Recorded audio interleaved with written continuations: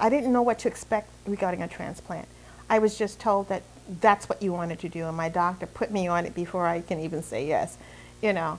Um, and so I went into a transplant almost blind in terms of not knowing how I would feel with the medicine in me. Didn't have a history of taking medicine prior to this. I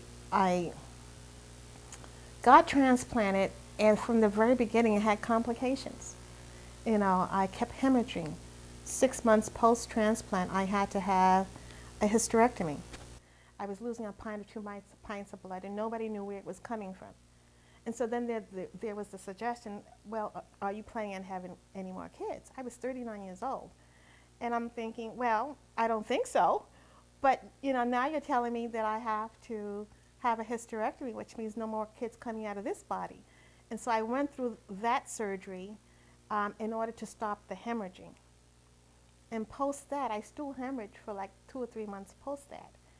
And so nobody could tell me to this day, I don't have that problem anymore, but nobody could tell me for at least a year or two why I was still dripping. That portion of my body was still hemorrhaging ever so lightly, but I was still having that issue.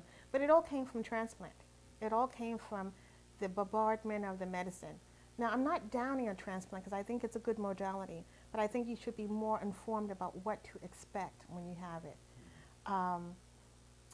And then the transplant lasted for 9 years, but I struggled the whole 9 years because the amount of medicine really never settled with my system.